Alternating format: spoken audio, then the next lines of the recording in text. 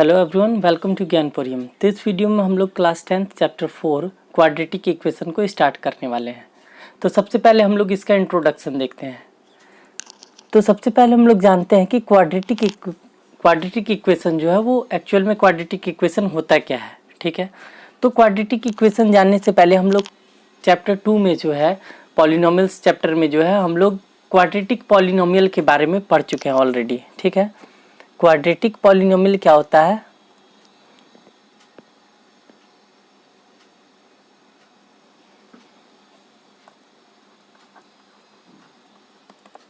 Quadratic polynomial क्या होता है? कोई भी ऐसा पॉलिनोमियल जिसका जो है वो मैक्सिमम पावर जो है वो 2 हो। मीन्स जैसे सपोज दैट ये 3x² है प्लस 5x माइनस 2। ठीक है, तो ये एक पॉलिनोमियल है 3x² प्लस 5x माइनस 2 और यहाँ पे इस पॉलिनोमियल का हाईएस्ट पावर जो है वो 2 है। ठीक है, इस पॉलिनोमियल का हाईएस्ट पावर जो है वो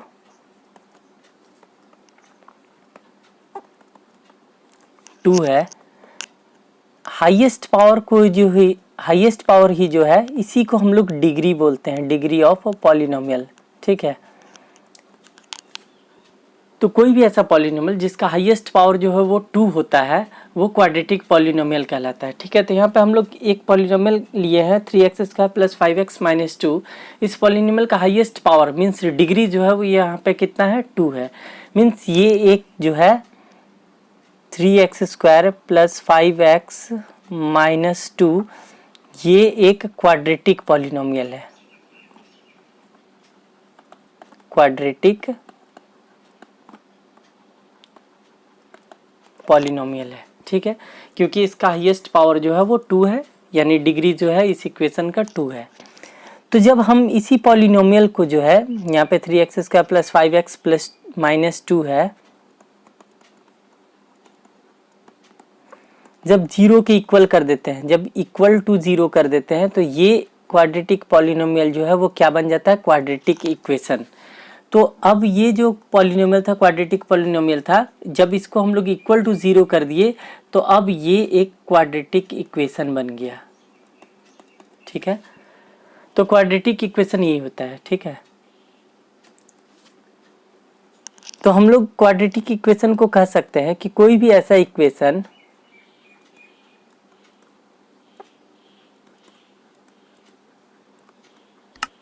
जो कि ax² plus bx plus c equal to 0 इस फॉर्म में हो।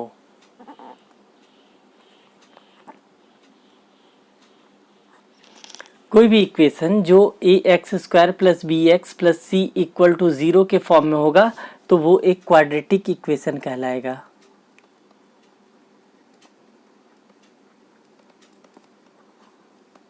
ये क्वाड्रेटिक इक्वेशन है। कोई भी ऐसा इक्वेशन जो कि ax² plus bx plus c equal to 0 इस फॉर्म में होगा तो वो एक क्वाड्रेटिक इक्वेशन कहलाएगा। ठीक है,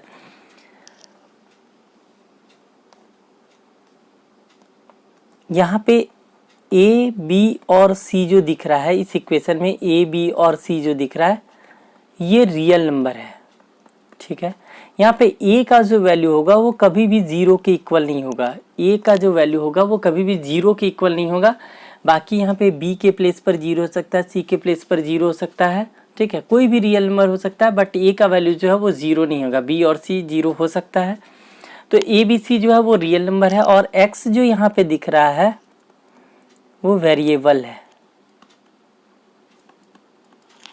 x जो यहाँ पे दिख रहा है वो वेरिएबल है। ठीक है, तो यहाँ पे हम लोग क्या देख रहे हैं? वेरिएबल का हाईएस्ट पावर जो है वो वेरिएबल का जो डिग्री है, हाईएस्ट पावर मीन्स डिग्री 2 है। ठीक है, तो कोई भी क्वाड्रेटिक इक्वेशन का डिग्री कितना आएगा? 2 आएगा। मीन्स उसके वेरिएबल का जो हाईएस्ट पावर होगा वो 2 होगा। ठीक है, तो हम लोग समझ जाएंगे कि वो एक क्वाड्रेटिक इक्वेशन है। इसको हम लोग एग्जाम्पल से भी समझ सकते हैं।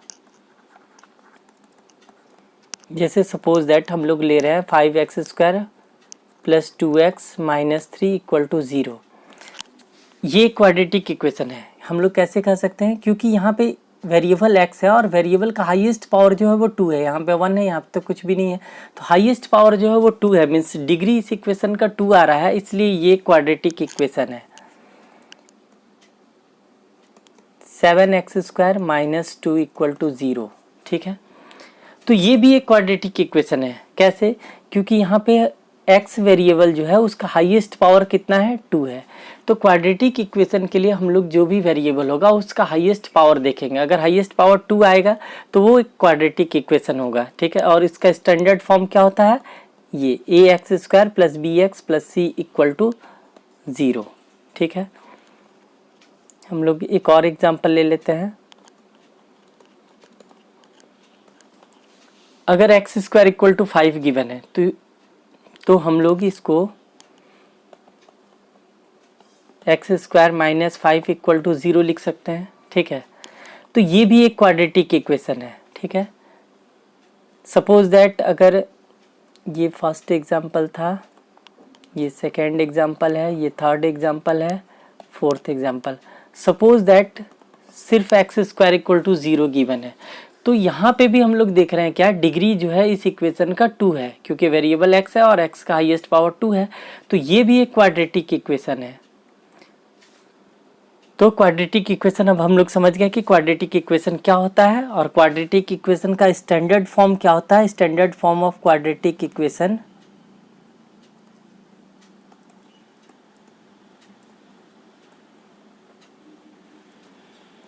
ax² plus bx plus c equal to 0। तो कोई भी क्वाड्रेटिक इक्वेशन का जो स्टैंडर्ड फॉर्म होगा वो हमेशा इसी फॉर्म में होगा। तो हम लोग इसी फॉर्म में, स्टैंडर्ड फॉर्म में ही हमेशा किसी भी क्वाड्रेटिक इक्वेशन को रिप्रेजेंट करते हैं, ठीक है। अब अगर सपोज दैट हम लोग यहाँ पे एक इक्वेशन लिखते हैं 4x minus 3x² plus 2 equal to 0, तो क्या ये एक क्वाड्रेटिक इक्वेशन है या नहीं? तो यहाँ पे हम लोग, यहाँ पे वेरिएबल x है, x का पावर यहाँ पे 1 है, यहाँ पे 2 है और यहाँ पे तो वेरिएबल है ही नहीं, तो मैक्सिमम पावर वेरिएबल का यहाँ पे कितना है? 2 है। मीन्स ये भी एक क्वाड्रेटिक इक्वेशन है, ये भी जो है वो एक क्वाड्रेटिक इक्वेशन है, ठीक है। बट ये जो क्वाड्रेटिक इक्वेशन है ये स्टैंडर्ड फॉर्म में नहीं है, ठीक है। तो हम लोग इसको अगर स्टैंडर्ड फॉर्म में लिखना हो इसी सेम क्वाड्रेटिक इक्वेशन को, तो हम लोग पहले x² वाले को लिखेंगे, तो माइनस 3x², फिर plus 4x plus 2 equal to 0। तो ये हो गया standard form of quadratic equation. किसी भी क्वाड्रेटिक इक्वेशन को हमेशा हम लोग जो है वो स्टैंडर्ड फॉर्म में ही लिखते हैं, ठीक है। तो चलिए अब देखते हैं इसका एग्जाम्पल नंबर 1। ये तो इंट्रोडक्शन था, इंट्रोडक्शन में बस इतना ही था और कुछ भी नहीं जानना है इसमें हम लोग। तो चलिए अब देखते हैं इसका हम लोग example number 1।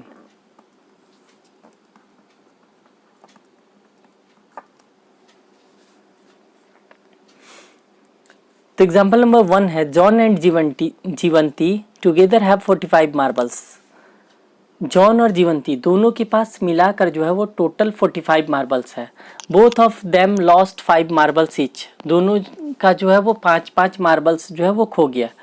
And the product of the number of marbles they now have is 124। तो अब जो 5 मार्बल्स लॉस्ट होने के बाद, दोनों का जो 5-5 मार्बल्स जो है वो खो गया, उसके बाद जो नंबर ऑफ मार्बल्स उनके पास बचा उसका प्रोडक्ट जो है वो कितना गिवन है? 124 है।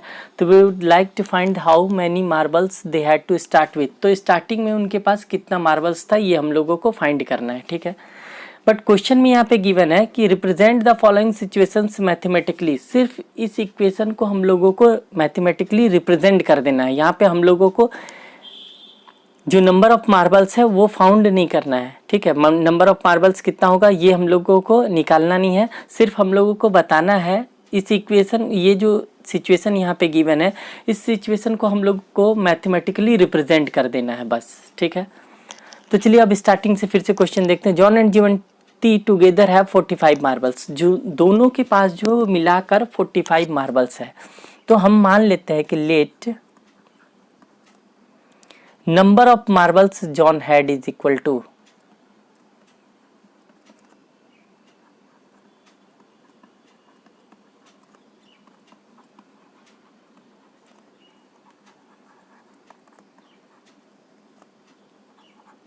John had equal to x. तो हम लोग मान लिए कि जॉन के पास जो है वो कितना नंबर ऑफ मार्बल्स है, एक्स है। Let number of marbles John had is equal to x. उसके पास स्टार्टिंग में जो है वो नंबर ऑफ मार्बल्स एक्स था। Then number of marbles Jeevanti had is equal to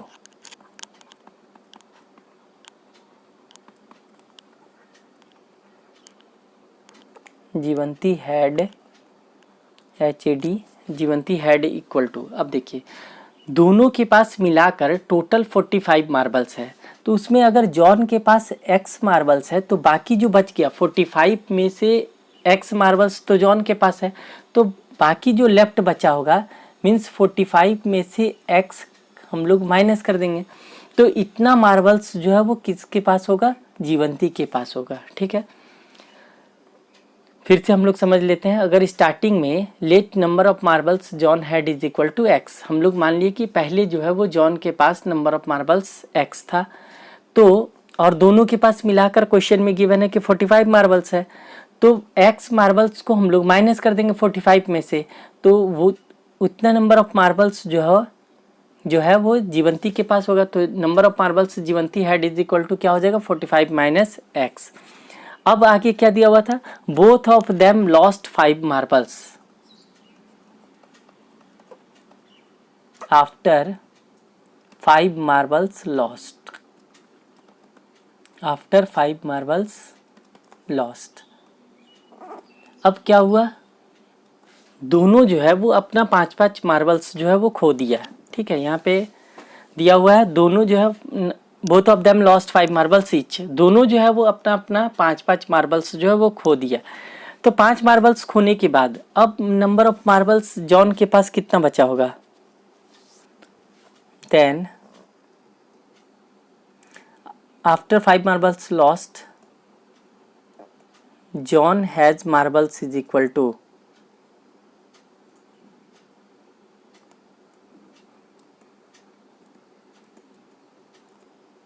John has marbles left equal to हम लोग लिख लेते हैं। तो जॉन के पास पहले x था, अब वो 5 खो दिया तो -5 हो जाएगा। जॉन के पास पहले जितना भी था उसमें से 5 खो गया तो -5 हो गया। And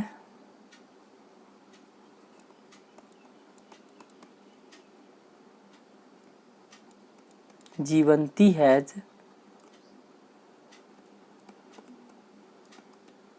marbles left equal to. अब जीवंती के पास पहले कितना था, 45 माइनस एक्स था, अब इसमें से और 5 खो गया तो -5 कर देंगे। 45 माइनस 5 करेंगे तो 40 माइनस एक्स। तो 5-5 मार्बल्स खोने के बाद जॉन के पास जो है वो x माइनस 5 मार्बल्स बचा और जीवंती के पास जो है वो 40 माइनस एक्स मार्बल्स बचा। ठीक है, अब अकॉर्डिंग टू क्वेश्चन क्या गिवन है, जितना भी इनके पास मार्बल्स लेफ्ट जो बचा था, the product of the number of marbles they now have is 124। जितना भी नंबर ऑफ मार्बल्स इनके पास लेफ्ट जो बचा हुआ था 5 मार्बल्स खोने के बाद, उसका प्रोडक्ट जो है वो 124 है। मीन्स जॉन के पास अब कितना मार्बल्स बचा है, x माइनस 5, और जीवंती के पास कितना मार्बल्स बचा है, 40 माइनस एक्स। तो इन दोनों का प्रोडक्ट जो है वो अकॉर्डिंग टू क्वेश्चन गिवन है 124। ठीक है, अब हम लोग x, यहाँ पे x है तो पहले x को 40 माइनस एक्स से मल्टीप्लाई करेंगे, फिर -5 है, -5 को फिर से 40 माइनस एक्स से मल्टीप्लाई करेंगे इक्वल टू 124। ये हो जाएगा 40x minus x into x, x square, फिर माइनस 40 इंटू 5 करेंगे तो 200 होगा, ये माइनस माइनस प्लस हो जाएगा, 5x इक्वल टू 124। अब हम लोग क्या करते हैं, इसको स्टैंडर्ड फॉर्म में अगर लिखेंगे तो पहले एक्स स्क्वायर वाले को लिखेंगे तो माइनस एक्स स्क्वायर, फिर x वाले को तो प्लस 40x और प्लस 5x, फिर नंबर को -200 और ये 124 को भी इधर ले आते हैं -124, तो इस साइड अब क्या बचा, इक्वल टू 0। ठीक है, 124 को हम लोग इधर कर दिए तो -124 हो गया। अब वो साइड जो है वो लेफ्ट बचा 0, तो ये क्या हो गया, -x² प्लस 45x -200 और -124 माइनस प्लस होता है, ये हो जाएगा 324 इक्वल टू हो गया 0। ठीक है, अब यहाँ पे स्टार्टिंग में माइनस आ गया तो हम लोग क्या करते हैं, माइनस कॉमन ले लेते हैं, तो यहाँ पे x² होगा, सबका साइन चेंज हो जाएगा, ये -45x हो जाएगा और ये +324 हो जाएगा इक्वल टू 0। अब माइनस को हम लोग उस साइड ले जाते हैं तो माइनस ख़त्म हो जाएगा, क्योंकि 0 तो निगेटिव पॉजिटिव कुछ भी नहीं होता है। तो यहाँ पे लेफ्ट हम लोग का क्या बचा, x² -45x plus 324 equal to 0। बस यही हो गया आंसर। क्वेश्चन में हम लोगों को बोला था कि सिर्फ इस सिचुएशन को जो है वो हम लोगों को मैथमेटिकली रिप्रेजेंट कर देना है। ठीक है, यहाँ पे हम लोग को सॉल्व करके x का वैल्यू नहीं निकालना था, सिर्फ हम लोगों को मैथमेटिकली रिप्रेजेंट कर देना था। तो बस यही हो गया, ये क्वाड्रेटिक इक्वेशन के फॉर्म में आ गया, x² -45x plus 324 equal to 0। तो इसमें बस इतना ही करना था।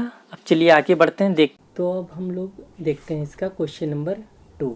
ठीक है, ये एग्जाम्पल नंबर 1 का ही क्वेश्चन नंबर 2 है। तो क्वेश्चन नंबर 2 है यहाँ पे, a cottage industry produces a certain number of toys in a day. ठीक है, एक कॉटेज इंडस्ट्री जो है वो कुछ नंबर ऑफ टॉयज जो है वो एक दिन में जो है वो प्रोड्यूस करता है। तो cost of production of each toy, तो हर एक टॉय को बनाने में जो कॉस्ट ऑफ प्रोडक्शन आता है वो कितना आता है, 55 minus number of toys produced in a day. तो 55 माइनस उस दिन जो जितना भी नंबर ऑफ टॉयज प्रोड्यूस्ड हुआ था वो। On a particular day the total cost of production was ₹750, और टोटल कॉस्ट ऑफ प्रोडक्शन कितना दिया हुआ है उस दिन का, 750। तो हम लोगों को फाइंड करना है कि number of toys produced on that day, उस दिन जो है वो कितना नंबर ऑफ टॉयज जो है वो प्रोड्यूस हुआ था। ठीक है, तो हम लोग मान लेते हैं कि late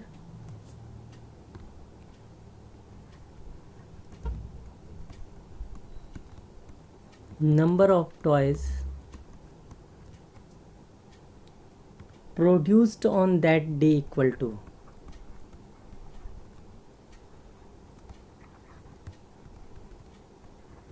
produced on that day equal to x। हम लोग मान लिए कि number of toys produced on that day equal to x। उस दिन जो है वो नंबर ऑफ टॉयज कितना प्रोड्यूस हुआ था, x हुआ था। अब आगे क्या गिवन है, the cost of production of each toy. अब हम लोग देखते हैं then cost of production of each toy क्या हो जाएगा,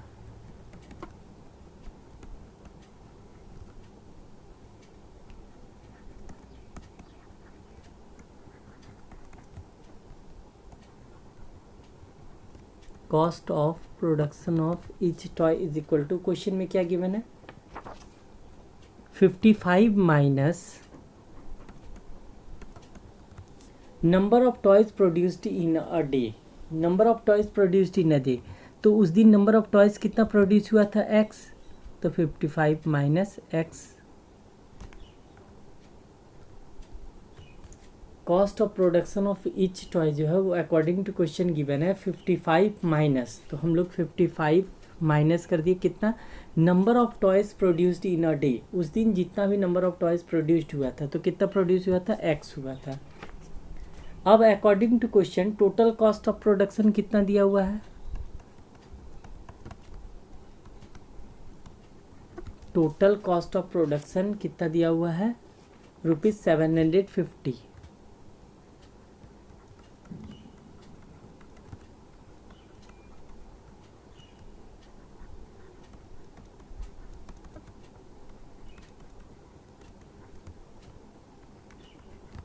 ठीक है, तो टोटल कॉस्ट ऑफ प्रोडक्शन हम लोग कैसे फाइंड करेंगे, जैसे नंबर ऑफ टॉयज उस दिन प्रोड्यूस हुआ था x, और एक टॉय का कॉस्ट जो है वो दिया हुआ है 55 माइनस x। तो जब हम लोग दोनों को मल्टीप्लाई कर देंगे तो टोटल कॉस्ट ऑफ प्रोडक्शन आ जाएगा। एक टॉयज़ बनाने में 55 माइनस एक्स आया, तो एक्स टॉयज़ बनाने में कितना कॉस्ट आएगा, तो एक्स इंटू इतना, तो टोटल कॉस्ट हम लोग का निकल जाएगा। तो एक्स इंटू 55 माइनस एक्स और टोटल कॉस्ट ऑफ प्रोडक्शन कितना दिया हुआ है 750। अब 55 इंटू एक्स करेंगे तो 55 एक्स हो जाएगा माइनस एक्स स्क्वायर, और ये 750 को हम लोग क्या करते हैं इस साइड कर देते हैं, तो माइनस 750 इक्वल टू 0। अब इसको स्टैंडर्ड फॉर्म में लिखेंगे तो पहले एक्स स्क्वायर, तो ये माइनस एक्स स्क्वायर है तो माइनस एक्स स्क्वायर हो गया, प्लस 55 एक्स और माइनस 750 इक्वल टू हो जाएगा 0। अब यहाँ पे फिर से स्टार्टिंग में एक्स स्क्वायर जो है वो माइनस में है, तो हम लोग माइनस कॉमन ले लेते हैं, तो ये हो जाएगा एक्स स्क्वायर माइनस, साइन सभी का चेंज हो जाएगा, तो ये प्लस था तो माइनस हो गया, माइनस है तो प्लस हो जाएगा, इक्वल टू 0। माइनस उस साइड भेज देंगे तो ये हो जाएगा x square minus 55 x plus 750 equal to 0। तो बस हम लोगों को इस क्वेश्चन में भी बस इतना ही करना था। तो यहाँ पे 1 और 2 जो था, एग्जाम्पल नंबर 1 का क्वेश्चन नंबर 1 और 2 ये जो है, यहाँ पे हम लोगों को बस इतना ही करना है कि इस सिचुएशन जो यहाँ पे क्वेश्चन में गिवन था उसको मैथमेटिकली हम लोगों को रिप्रेजेंट करना था। तो हम लोग मैथमेटिकली इस ये जो सिचुएशन था इसको हम लोग क्वाड्रेटिक इक्वेशन के फॉर्म में रिप्रेजेंट कर दिए। तो बस इतना ही करना है, यहाँ पे एक्स का वैल्यू जो है वो हम लोगों को सॉल्व करके नहीं निकालना है, ठीक है। तो बस ये था एग्जाम्पल नंबर 1।